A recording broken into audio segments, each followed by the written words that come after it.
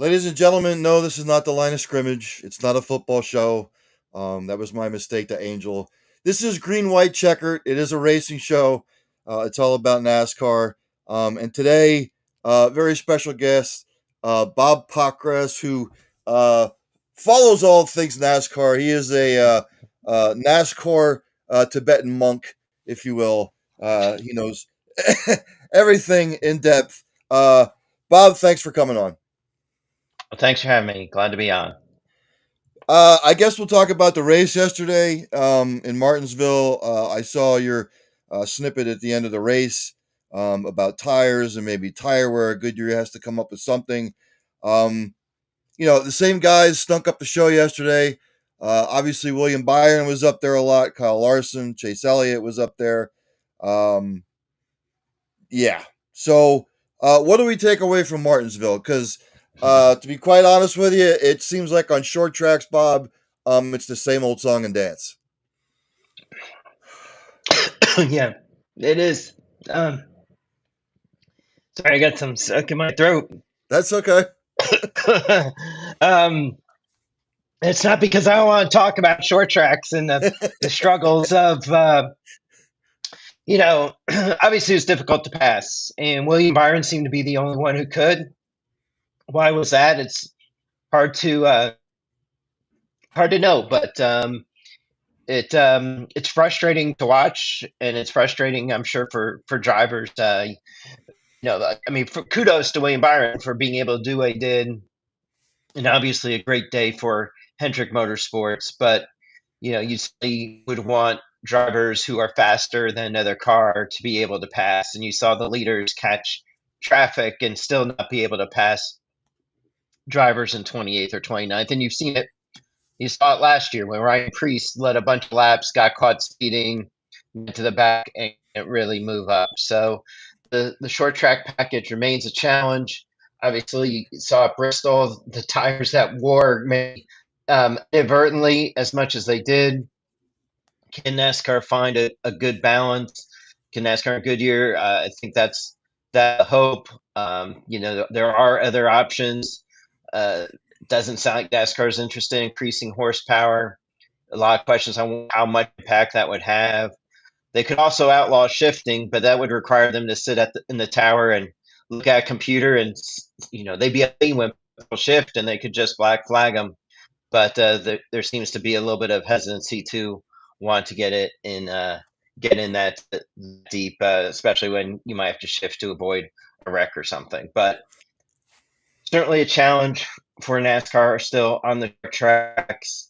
Obviously, you had late caution there that created drama. It was good to see Chase Elliott, at least put a bumper to William Byron, and say, "Look, I'm here. I'm not gonna wreck you, but I'm gonna do a little bit to make sure that you earn this thing."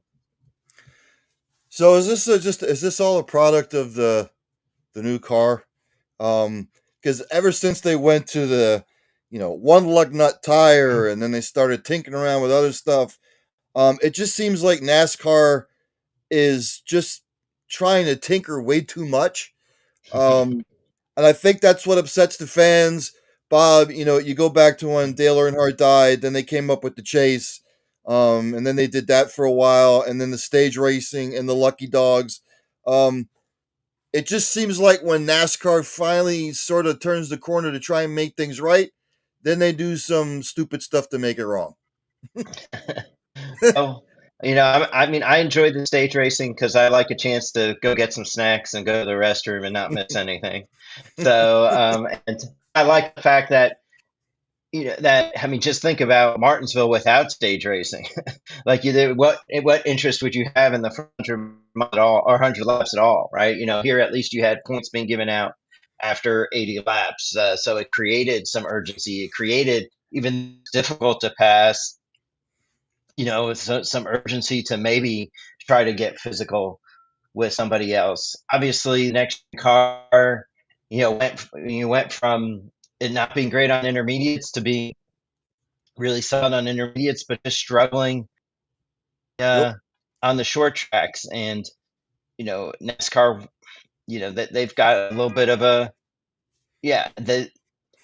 I think us, well, I won't say all of us, I'll speak for myself. When you watch a race, you want your driver and your crew chief to go make a difference, right? You want to be able to say, okay, they're the ones that did it.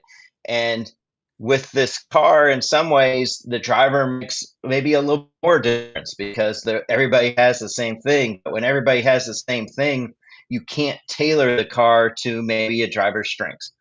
So kind of taking things not only out of the crew chief's hand, but maybe a little bit out of the driver's hand too, because they have to drive it a certain way. And you've seen Kyle Busch struggle. You've seen Chase Elliott struggle because they're not able to get the car kind of what was on their spot to what they really like.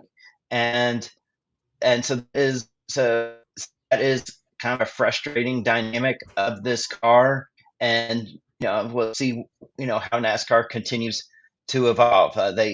There's some things about this car that I think that teams like. It certainly has decreased some costs in some way, but again, they still have a little bit to go to where kind of like both your driver and your crew chief make the difference. So you knew it. You and I differ in that aspect. I think they should just go back to the way it was in the '60s and '70s and the '80s, where you qualified, you got the points where you finished, and that was the end of it. So what are we 8-9 races into the season now? My takeaways, Bob, I want to get your opinion, is the fact that Hendrick and Joe Gibbs have figured this out, and all the other teams and the organizations are trying to play catch up. Yeah, I mean, look, only Daniel Suarez at Atlanta was the only one to win that, who isn't a Hendrick or a Gibbs driver, and you know the whole idea of this car was creativity and for a year, but now that it's no surprise that the bigger teams with pretty much the most money are kind of breaking away. Ford changed their body to match their dark horse brand, and it doesn't seem to have produced immediate results. And so I think the question is now is how long will it take them to learn their car and be able to make the adjustments they need to be fast. Yeah, there's no doubt that when I do my power rankings come out tomorrow, and when they come out every Tuesday on Fox Sports, you see mostly Hendrick and Gibbs drivers there because it's not just one of them, right? Like I look at obviously Hendrick 1, 2, 3 yesterday, and then Alex Bowman also in the top 10, and you had Hamlin and Truex and Ty didn't have a day. Christopher Bell had that early deal issue. I felt like Christopher Bell would have been up as well. So yeah, I agree with you. Those two teams have certainly set themselves apart, and I don't envision other teams catching them all that soon. Where do you think William Byron has sort of turned the corner? I know he has all the talent in the world. Don't get me wrong, but it seems like within the last year and a half, that particular team is like turned like a huge corner. Yeah, I think it is. It's the millennial William Byron who grew up racing on iRacing, looking at data and knowing the data and being, I would say maybe a little bit more analytical and be able to figure out what he needs and what he wants, and has a crew chief in Rudy Fugle who totally believes in him. And so you have a driver who, now after six years is really coming into his own, really confident in what he needs. Didn't have a whole lot of experience, before he started running, late models at age 14 or so. So still kind of relatively young in his like overall experience, but I think I see somebody who's just very confident, and this car fits his style, and he is not making the mistakes. And what I see in him this year is that you look at his win at Coda, it led a ton of laps. This win yesterday led a ton of laps. You look at the wins last year, and at Texas, where NASCAR is going this weekend, he was 10th with 50 laps to go. Kyle Larson gets wrecked. Battling with Bubba Wallace, a couple other drivers wrecked, and he wins. But this year, he's really leading more laps, and especially in the races that he wins. Just taking a look at the standings right now. There's guys. I'm not going to say they're in trouble, but they better pick up the program here. I didn't think Logano would be struggling as much. He had no luck in the super speedways this year. And then you look at guys like Kyle Busch, Chase Briscoe, they're 14th, 15th, and 16th, respectively. Keselowski, after the year that he had last year, I thought that maybe that team turned the corner. They're sitting 18th.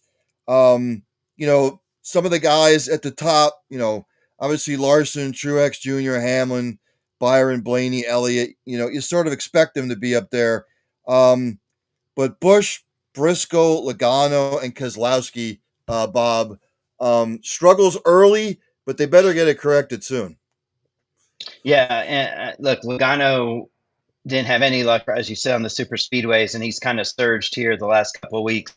So he's gotten up to 14th, and I think he's probably feeling a lot better than he was a few weeks ago when we were asking him if he should be panicking.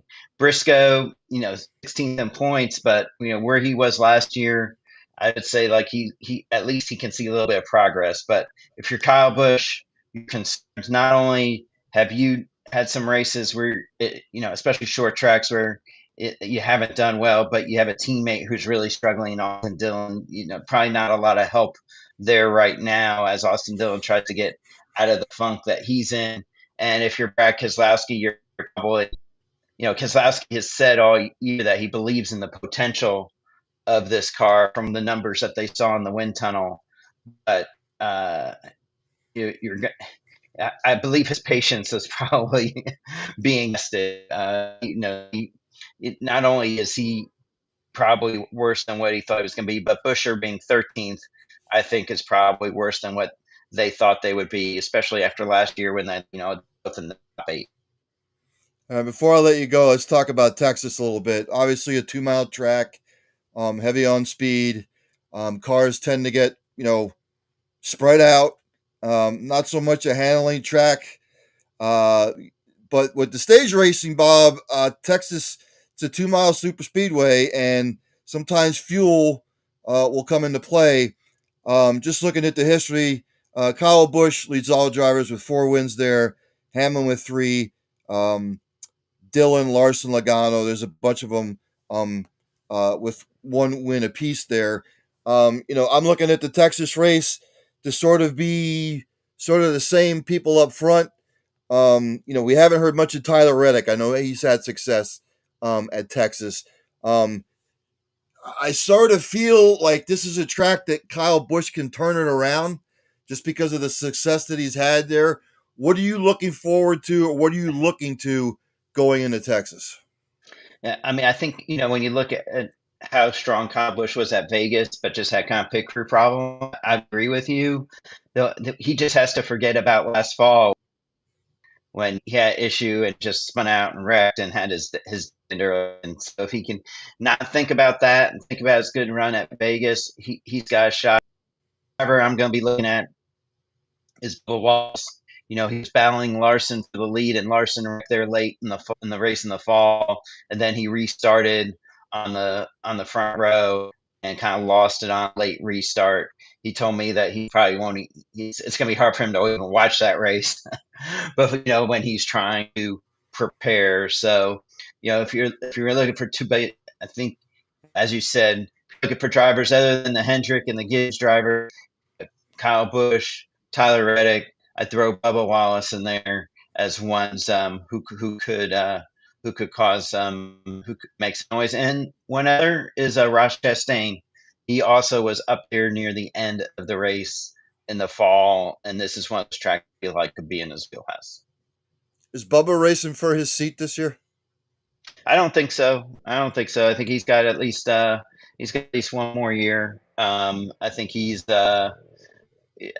still doing enough that he should be okay. Obviously, they want to see him win, but when right now he's 12th in points.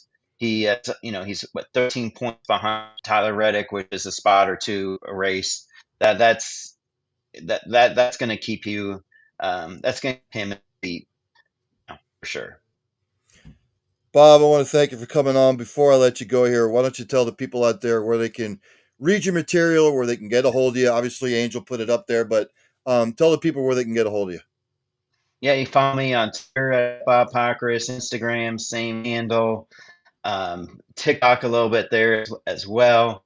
And then on the Fox Sports web, foxsports.com/NASCAR, you can read what I'm writing, and then also see some clips from Kevin Hendrick's podcast each week to keep up with that on our digital platforms as well.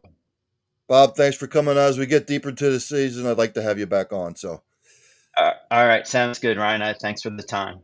thanks, Bob. Thanks for your time. Thank you. That is Bob Pockrass, ladies and gentlemen. If Angel, if you want to come up on here, come up on here. We'll bring Angel in. That is uh, if he wants to pop on. Yeah, just like looking on yesterday the race. Um, Again, boring, and I actually forgot to ask Bob about the NASCAR has an attendance issue. Anybody that's watched the races this year, the seats have been drastically empty. It was that way again yesterday. And again, there's some people that like stage racing. There's some people that like the lucky dog. There's some people that like bonus points. But I'm sorry. Um, they had the best product where you went out, you qualified. Wherever you qualified, that's where you started. You got no bonus points. Wherever you finished the race, that's the points that you got. There weren't all these extra rules like the lucky dog. Oh, well, if you're one lap down and you're the first car one lap down, you get your lap back. Just stuff like that. I know, Angel, you said that you don't follow it as much anymore because of all the crap that NASCAR's pulled off. But, I mean, I want to get your take on, I don't know if you caught any of the race yesterday. Same guys, different track, can't pass. It's just tedious and it gets boring. And NASCAR has a real issue on their hands because with the stage racing and whatnot, fans went to a race to enjoy the race, and it's getting boring to the point where nobody wants to go anymore. Because we asked Bob before he came on behind the stage there, one of the questions was that, how does he feel as far as the way NASCAR lays things out right now? And if you really look at it, it is boring because everybody's equal, right? There's no passing, there's no bump draft, there's nothing else. The tires barely wear out, and if they do, by then you're already coming in. It's not like back in the day. Back in the day everything was calculated. Either you knew how long you were going to be out, because if you gambled and you were out, 5 laps more than you were supposed to have, either there was a wreck that put you a lap down, or you knew you had to come in. So as soon as everybody gets back in, it takes a full lap in order to get back up to full speed. Even at Lonely Bristol, it takes a full lap to be able to get them tires warmed up. But nobody likes the way it's set right now. It's just, to me, NASCAR really, I guess jumped the NASCAR shark, to put it in best terms, over 10 years ago. They could have left the product the way it was in the height of NASCAR.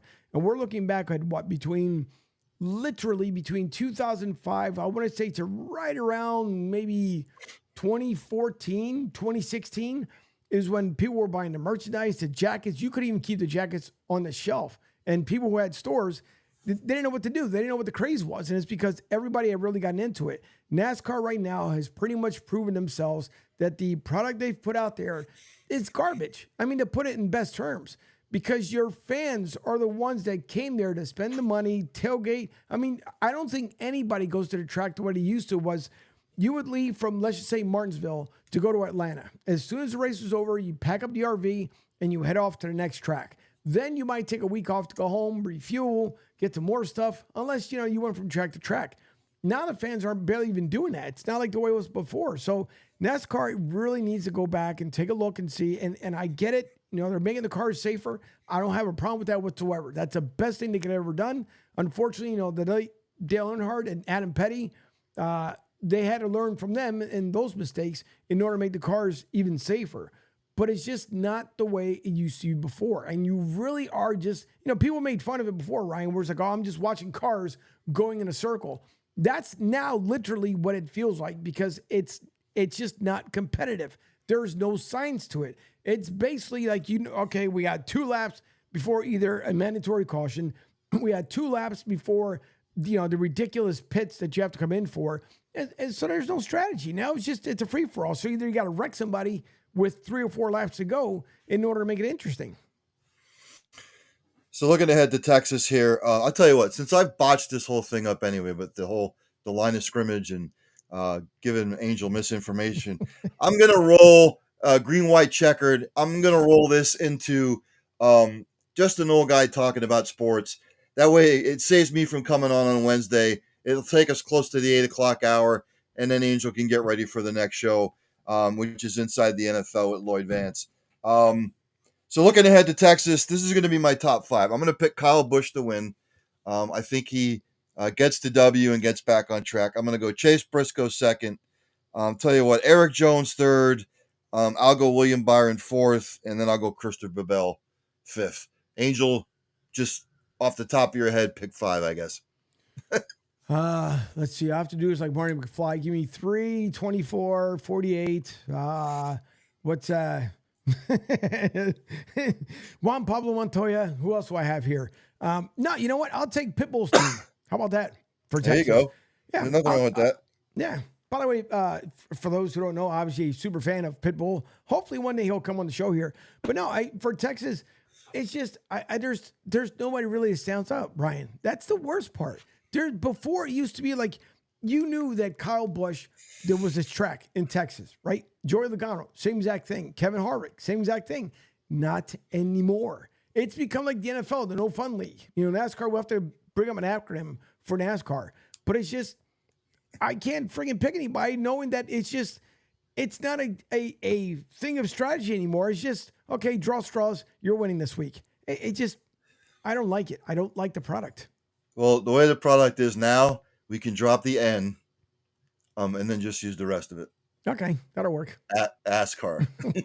It's just basically what it is. So let's, the NBA and the NHL. Well, first of all, congratulations to the South Carolina women for winning the title. It sucks for Caitlin Clark being there 2 years in a row, but it's a team effort. And, last year LSU had the better team.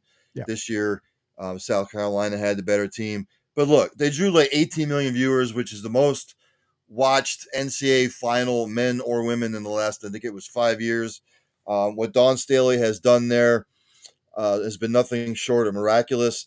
3 national titles to South Carolina's resume now. We sort of seen the balance shift.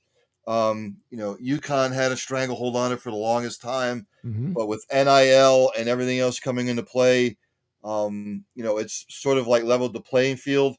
But Dawn Staley's figured it out. Kim Mulkey's going to do what she does at LSU.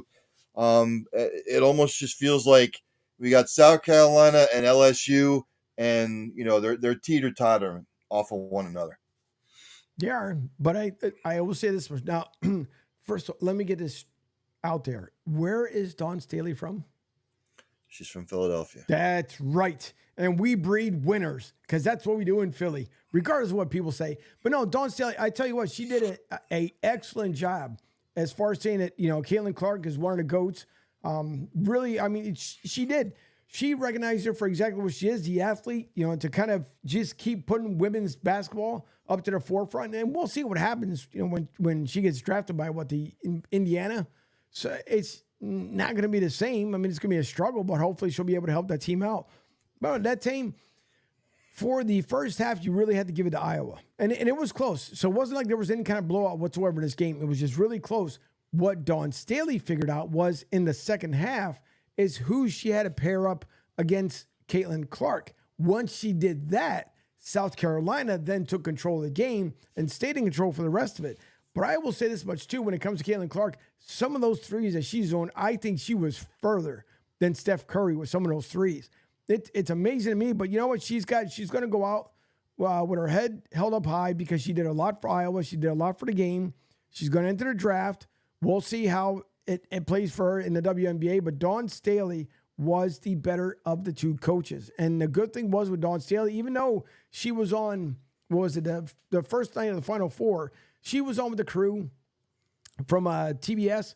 And, she was talking to the ladies back and forth, but she did her homework. The reason why she hung around, because she wanted to scout out and see what Iowa was all about. So obviously doing the right scouting put her finally in that championship ring. Another one for Philly through South Carolina. But nonetheless, Dawn Staley she did such a phenomenal job with them girls. And I can only see that program just getting better.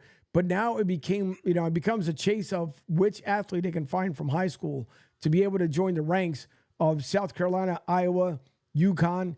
It's going to be next season, I think, for women's basketball. It's probably going to be, I would say, at least, if not the most viewed, probably the most listened to as well. Because you figure they sold out in Cleveland, 18,300 sold out to watch that game. So, Dawn, hats off to her. Congratulations on the national title. And I wouldn't expect any less than for her to be back there again come next year.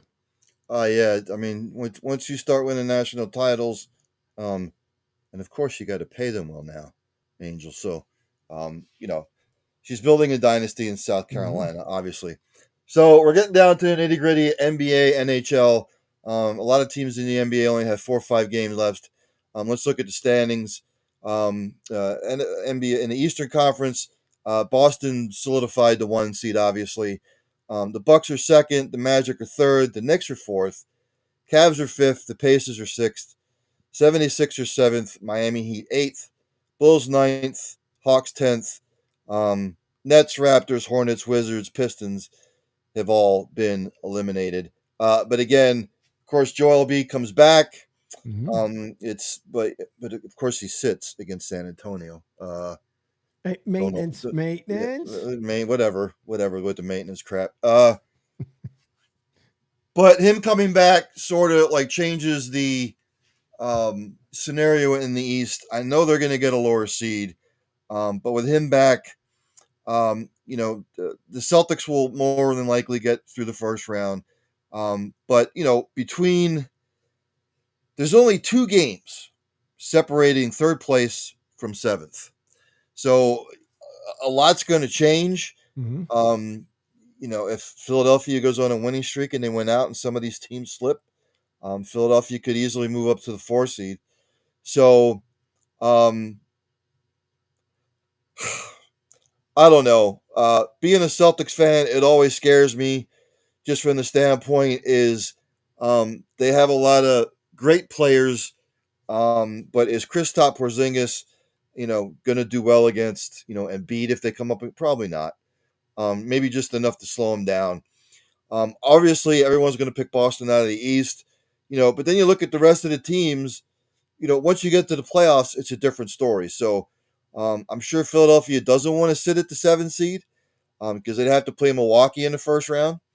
And that would be a hell of a series. It would be, Giannis against Joel. I'm sure Philadelphia would like to get up to like the 4th seed or the 3rd seed. So when you look at the NBA standings in the East, Angel, what stands out to you? I was high on the Cavs there for a while, but the last 10 games, they've sort of slid back. They're 3-7 their last 10. Injury bugs bitten them a little bit. Don't know if I trust Orlando. The Knicks without Julius Randle, he's done for the season. And you don't know what you're getting with the Pacers. So when you look at the East, what's your take on it? If right now, at the way the seeds are, obviously the Sixers being 7th and Miami being 8th, yes, the Sixers would have to play the Bucks. If right now, or the season we're in right now, that's what we're looking at. Of course, I'm jumping ahead and saying they're beating Miami, but it's that playing tournament. You never know. Sixers could have a bad night. Miami can now. We're switching seeds. It could end up happening that way. One never knows. But if the Sixers can go ahead and pass Miami in the play-in tournament, if hopefully they don't have to get to that point, I think they can take Doc and the Milwaukee Bucks down. That's just my thought. But if things move around and eventually the Sixers get to the point where they have to play the Celtics, as much as I love my 76ers, and I have to be truthful, yes, could they go on a nice little run? But then Boston comes to town, and it becomes a whole different story, as we've seen how much of a difference that Drew Holiday has made for the Celtics. So as much as I would like to see for the Sixers to make a run to the Eastern Conference, I mean, no matter what, even if you're able to beat everyone else, again, just hypothetically, you got to beat Boston. Boston right now is the best out of anybody. Even if you look on the Western side, it's the same way. You got Timberwolves at 1, Nuggets at 2. So for me right now, it's really Boston for them to lose the entire thing. And if it had to come down to it, I think the Warriors, we got what are playing the same way with the Lakers. I don't think either or team will run the distance or run the gamut. I think the Warriors should be able to take out the Lakers. Again, if the season ended today, and then you're looking at the Pelicans and the Kings, which I think the Kings should be able to knock off the Pelicans without an issue. But there's no one on the Eastern side. Even you look at the Bulls and the Hawks, both of those teams are just struggling. Both of them. The Bulls might have an edge, and that's if their head coach doesn't also get the nod either for the University of Kentucky gig there. But for me, the way I look at it is that Bulls should be able to beat the Hawks, which will then put them where? Winter bracket. Then they were looking at playing possibly the Celtics, if that. And then you look at that point. I mean, the Celtics, no matter who's playing the Celtics in the first round, they're just done. The Celtics right now are the hottest team in the NBA, the way you look at it. Lakers, I'm not worried about the Lakers. They're just, to me, it's a wash there. We have, what do you got? Golden State. The only ones that are still missing from here, no, you got the Clippers at 4th. Clippers could make a decent run. Dallas could also make a decent run as well. But for right now, to me, it's easily on the Eastern side, it's the Celtics. On the West, you're looking in between possibly, and I mean, it's a stretch, possibly Clippers. But to me, the Nuggets are going to try to repeat as NBA champs by taking the West seed. By the way, Joey B has 2 comments. Neff Angel, what's up, Joey B? And then he says, during the NASCAR segment, I had to go outside and smoke a few Winstons. Please get rid of that stage racing. Agree, Neff. Yeah. Just go back to old style NASCAR, man. Just, the whole single lug nut. Just say this isn't open wheel racing. This is NASCAR. Bring back all the lug nuts. And I'm not just talking crew chiefs and the crews, because they are lug nuts. Half of them to be working on pit road like that. Get rid of it. It's simple, Angel. We go to the racetrack. You qualify. Right. Wherever you qualify, that's where you start. Right. No stage racing. That's what cautions are for. That's what stage race. The cautions are stage racing. It's no different. Then, hey, guess what? You got a lap down. You've got to earn your lap back. Oh, and by the way, wherever you finish the race, those are the only points that you get. And then you go home. Whose idea, by the way, that they thought the one lug nut should be the best? How bad has that proven itself this year? It's just the silliest thing. I just, again, NASCAR, I know they want the competitive edge. The competitive edge was when you had 5 lug nuts. That was the competitive edge, right? But now you got the one goofy one, and it's been failing. So will they go back to the way it was before? I don't know, but that's why I can't get into NASCAR anymore. Joey B, by the way, said the Nuggets, Celtics in the finals, and followed up with F1 has more of a following than NASCAR. Crazy how the times have changed. Yeah, yep, so true. In the Western Conference, Angel was talking about it. Right now, Minnesota holds the 1, and the Nuggets hold the 2. You could interchange either one. Oklahoma City, they're only a game back in 3rd. Clippers 4th, Mavericks 5th, Suns 6th, Pelicans 7th, Kings 8th, Lakers 9th, Warriors 10th, and a partridge in a pear tree. Rockets, Jazz, Grizzlies, Blazers, Spurs have all been eliminated, obviously. When I look at the West, I think Denver's just waiting to get to the playoffs. Obviously, they would like to, solidify the 1 seed. That'll probably come down to the last day. But when I look at the West, I think the Mavericks, the Suns, the Pelicans, the Kings, the Lakers, the Warriors are all pretenders. Clippers a dark horse. Timberwolves, Nuggets, and the Thunder seem to be the class of the West. But again, when you get to the playoffs in the West, in the East, you sort of know what you're going to get. In the West, it's always a crapshoot. Um, one plays the 8 seed. Could the Kings beat the Timberwolves on any given 7-game series? Sure. Um, uh, I would say the Nuggets are going to do Nugget type things when they get to the playoffs. Um, uh, they know how to win a championship. They know what they need to do. I know the Timberwolves have made all the right moves. It depends if Cardinal Anthony Towns. I don't even know if he's going to come back from the injury. The Oklahoma City Thunder, for our English-speaking friends.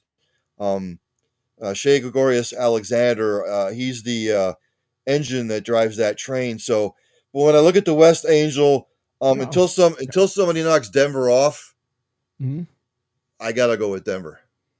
Who do you? Okay, so since Joey B's tuning in tonight, along with everyone else, we thank you all for listening and watching over on Sports Radio 102.9 FM. The Game, we do appreciate it. Who would be, if anybody, your sleeper pick from the West? Clippers. Joey B, I'll wait for his response as well. I think so. I think the Clippers could make a good run. I don't think the Lakers, by any means, and it's Robert Keller going back to the Porky Pig days. That's all, folks. Yeah. No, but I think that the sleeper picks the Clippers will be a good sleeper pick. I guess in the East, there's no sleeper picks because it's Boston's to lose. It's probably the only time that I feel beyond confident that Boston could end up just taking and running with it. Unless Miami surprises everybody, but I think so. Bobby Keller says, Ryan, good seeing you. Good seeing you. I can't see you, but obviously you are present in the room. Yep. Joey B, sleeper pick in the West. Lakers, the NBA will feed the narrative with the officiating, all about taking rain. Look, Joey B, I tend to agree with you somewhat. If Anthony Davis and LeBron James are healthy, which nobody's completely healthy at this time of the year going into the playoffs, if those two play well together, and D'Angelo Russell and Austin Reeves can step up to the plate, then yes. Really, I haven't seen them be totally cohesive throughout the year. Sure. Do I think the Lakers could make a run if they play together and they're all healthy? No. Yes. No. Do I think it will happen? Probably not. So, but we'll see. They're not going to make a run. They're not. They're not. These guys, if you play for yourself rather than a team, you're not going to do it. I just don't see the Lakers making that run. But I'm sorry, you digressed. No, I was gonna jump to the NHL. Okay. So obviously, only a few games left in the NHL season. Let's look at the standings, my friends. If you look at the Eastern Conference in the Atlantic Division, Boston has overtaken Florida. Obviously, Boston leads the Atlantic Division. Florida second. The Maple Leafs third. The Lightning are fourth. Red Wings, Sabres, Senators, Canadians. Senators and the Canadians are looking ahead to their tea times. The Red Wings and the Sabres are hanging on by a thread. And then when you look at the Metropolitan Angel, the Rangers, who have really caught fire, the best team in the NHL right now. They're first in the Metropolitan. The Hurricanes are second. Islanders third. Penguins fourth. Caps hanging on. Flyers hanging on. Devils hanging on. Columbus Blue Jackets have been eliminated. So if you look at it right now, I believe Boston would be in. The Rangers would be in. The Panthers would be in. The Maple Leafs, the Lightning, the Red Wings, the Penguins, and then the Capitals. Your Flyers right now would be on the outside looking in. Look, Boston, Florida, New York, and Carolina have been the stalwarts all season long.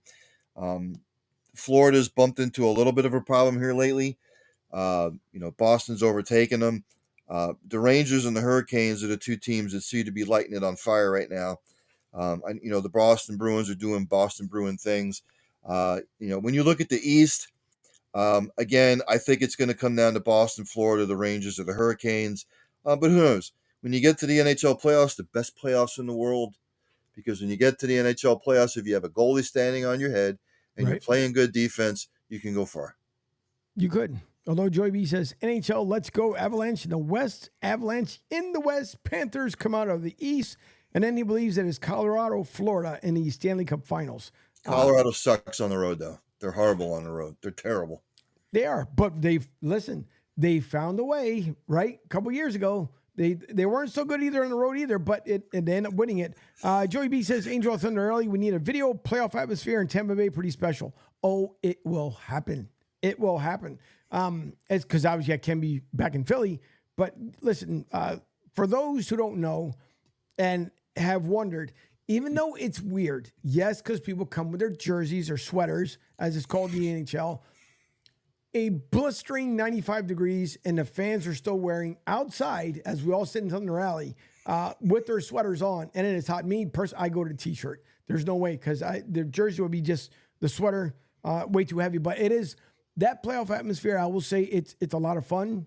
We've been inside also for the playoffs, but outside is definitely a boatload of fun, good DJs, good times. But for the Flyers who are doing so well, and understand that the Flyers were not meant to be there this season because it's a rebuild with Briere Jonesy. They were trying to put the right key pieces into place. And for a while, the tough part is, as everybody knows, when you're right on the precipice of being able to just be there, then you just watch like that rope just slips away from your hand and you're just falling backwards. That's what the Flyers are doing right now. I didn't expect them to be there. We talked about it very early on Martinez and Company that they weren't going to be there. I would be surprised if they do make it. I will say that much. Will they make a run in the playoffs? I don't think so. Unfortunately, they won't. But it doesn't mean they're not fueling themselves for next season, and we'll see how that ends up going. For the Lightning, even though Joey B says that Tampa Bay, lots of transplant fans here, I get it, but when the playoffs hit, I'm sorry, let me go back to that one. Lightning fans throw a party. That they do. And as he also says, as Colorado last night here in Denver at Ball Arena, 40% Dallas fans, Texas transplants in Colorado, which is a good point. Yes. I was going to say, I'm glad he clarified transplant fans or transplant, whatever. I was thinking that maybe he meant like transplant, like medical, like people who need kidneys or heart. Or yeah, that's. No. I'm glad he clarified anyway. Yeah, transplants, like basically, i.e., I moved from Philly, transplanted here to Tampa. I get it. That's the way that works. No, but listen, I would love to see if the Lightning can push through the playoffs. They've been struggling the last two seasons. Obviously, last season it was exited out by the Maple Leafs, so I'm pretty sure they would love to come back and beat. If again they've got to clinch a spot so they can do it. Boston Bruins fans. Even for Pete Shepard, I hate to break the news to you guys. Boston, you guys are not going to make it. You're just not. If you're playing Carolina, I think Carolina has a better advantage over Boston. So, I just don't see it. So, if you're looking on the Eastern side, I almost have to agree with Joey because the Panthers last year, making it there, losing, they know what's at stake.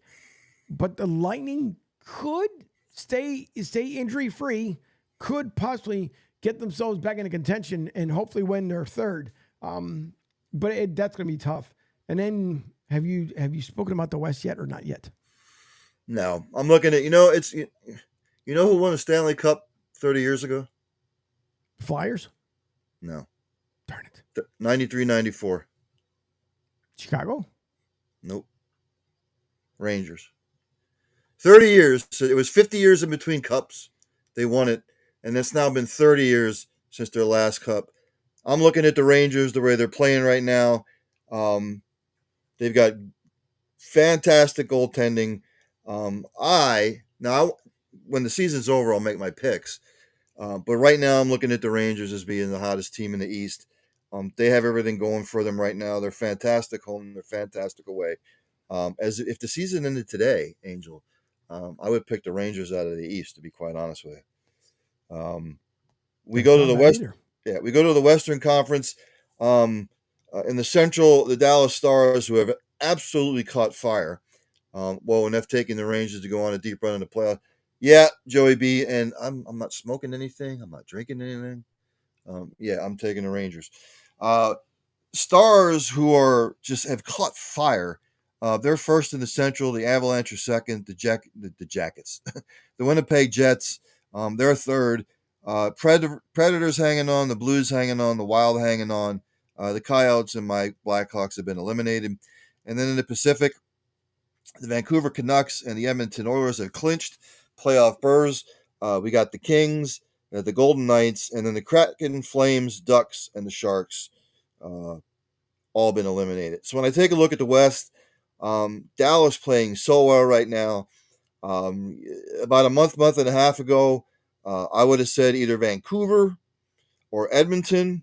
The West is a little bit more hard to pick just because there's so many teams that are playing well.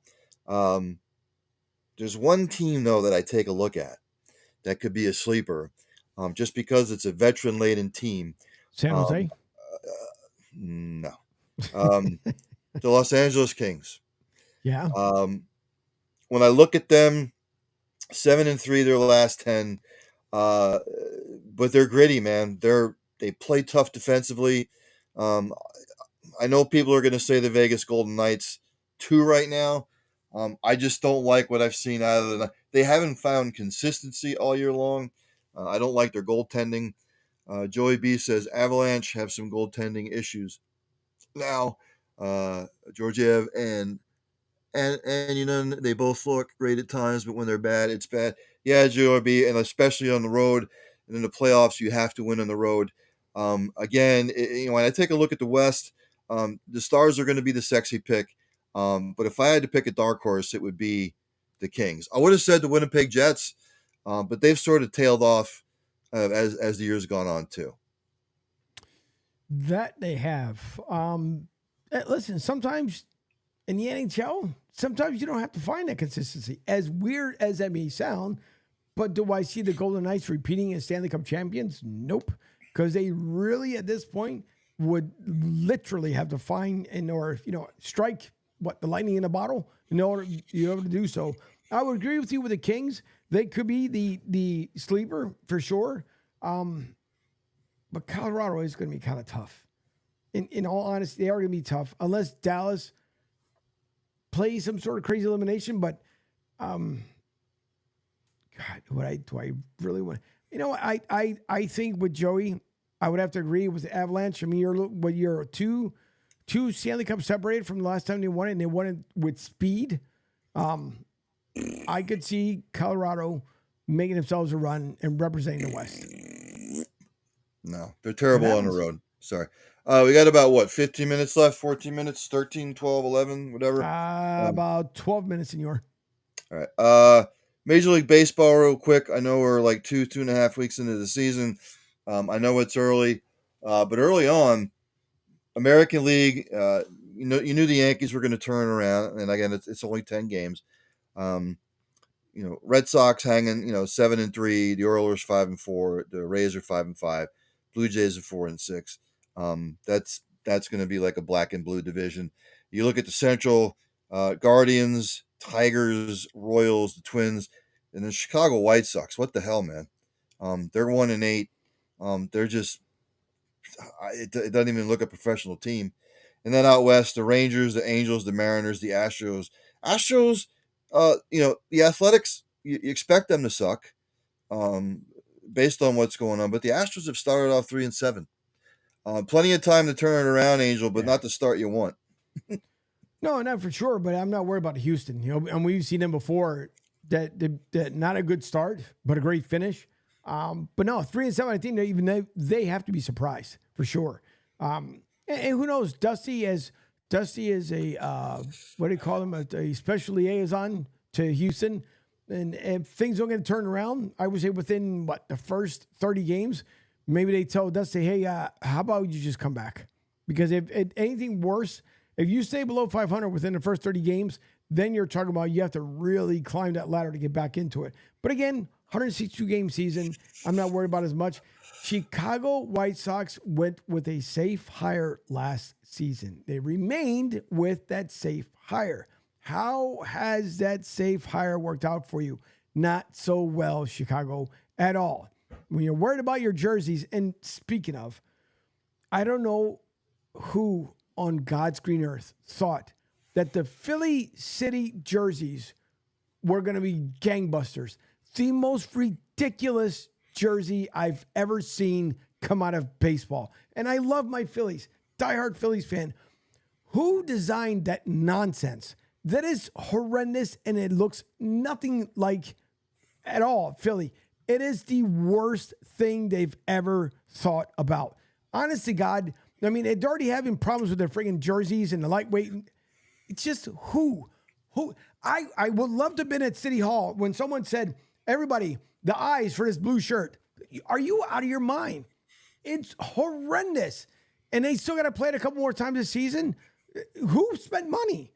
Dude, if they send me one here to the Tampa studios, I would not wear it.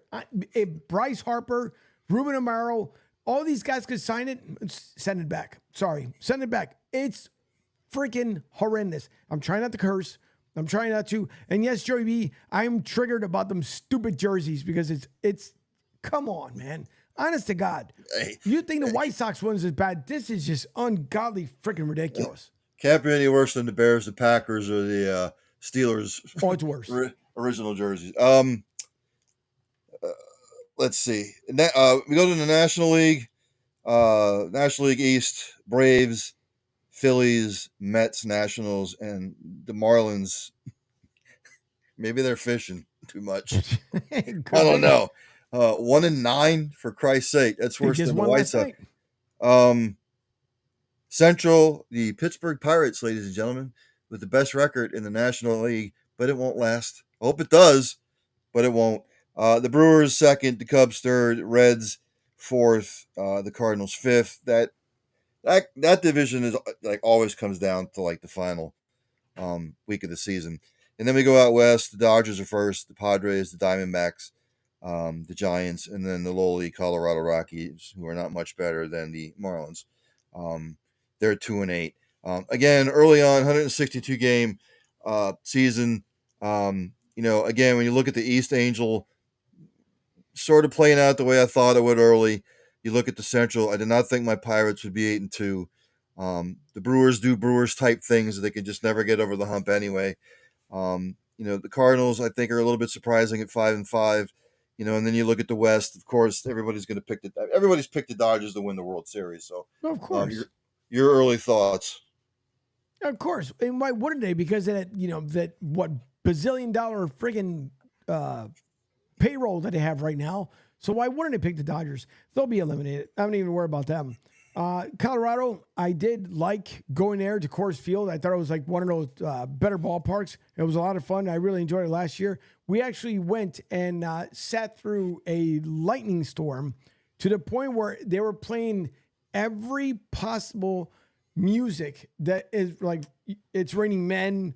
I mean, you name every storm song possible. They played it for like an hour and 15 minutes to the point where Debbie and I would have loved to walk out, but we probably would have gotten struck by lightning. So we had to wait until, I don't know, I think we left out of there some 12:30, 12:45 in the morning. But nonetheless, it was a lot of fun. Joey B says, NL West Rockies, bet the money line on the opposing team. You'll win your bets 100 plus times in 2024. Rockies stink. That they do. Arizona, kind of surprised with a 4-6 start after making that run they did last year. But again, it's early on. I'm not worried about it. Coors Field, Joey B says, is a nice place to watch a game. Glad Angel Debbie experienced that. It is. It was a lot of fun. I really appreciate it. Kind of surprised where the Broncos played. And you got Jackson Sport Bar right across the street, which you didn't go to, by the way. I suggested it. You didn't go to it. No, we're too busy. It's a 3-level sports bar. I know. Well, actually, you know what? Debbie's sister was there. They went. But listen, we were supposed to have met somewhere. We were waiting around. We also saw the storm coming in, so we figured let's get inside the stadium because at least we can do some laps and walk around. It's a great place. As many ballparks as I visited, Coors Field is definitely one of those that I really, really like. Joey B says, wow, Neff knows Jackson's. Yeah, he sure did. Mm-hmm. He was telling me all about it. So I didn't get a chance to go there. San Fran, 4-6, they'll come around. I wouldn't be surprised if San Fran first, and again, way early on, wouldn't be surprised if they end up on the top because the Dodgers are going to have a hell of a time Try to stay in there. Joey B says the Broncos Stadium across the highway, I-25, not really a nice area of Denver for sure. It's not. It's definitely not. And when you watch it on TV, it's a whole different, because, they're going to clamor fire on TV. We all know this. Make it look all nice and everything else. But we went and I was like, wow, really? This is where it happens? It's just, but it's right down the street on the same street, literally, for your Denver Nuggets. Right on the same street. But when we went there, Denver, I'm just saying, it's becoming quite the tent city, because when we went, boy, oh boy, there were a lot of tents around, which now it seems like it's gotten out of control. But it was, nonetheless, listen, Colorado, we had fun. We had a Jeep, went up to Pikes Peak. It was just a great time. Absolutely fantastic time. Who else do we have? We're talking about the Rangers so far, 6-3. I think they'll be fine. Houston, as you stated, would it be ironic if Oakland finishes out better than the Astros? That's not going to happen. Stranger things have happened, my friend. Stranger things. Happening. We got about 3-4 minutes left. For our soccer fans out there, we take a look at the English Premier League in Europe. Arsenal and Liverpool are sitting they're actually tied. Arsenal would be in first because of the goal differential. Manchester City is third. Tottenham is fourth. And those are if they finished like that, then those four would make Champions League. And then if you look at the bottom table, Sheffield United is going to get relegated. Burnley's most likely going to get relegated. And you have other teams. Luton Town is sitting 18th. Nottingham Forest. It's a logjam for the final relegation spot. I know Everton got docked 2 points today for some sort of shenanigans going on with the financials. But again, for our English Premier League brethren out there, you jabronis that follow it like I do,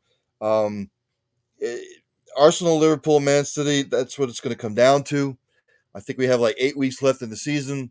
So yeah, we're starting to get an exciting time with the Premier League, just because it's so. I can't remember a season, to be quite honest with you, where it's been neck and neck like this. I know, Angel, you probably don't follow it as much. I know you follow more the soccer league over here, but it's quite exciting to see this, just from the standpoint of Man City and Liverpool. The last 4 or 5 years have sort of had a stranglehold on everything. Joy B, Neff and Sucker, come on, man. Where's Fuji to talk about? He's probably at an English pub right now. He probably is. Yeah. But Arsenal, it's good to see them up there. We'll see what happens. But again, this is all going to come down to the last weekend of the season.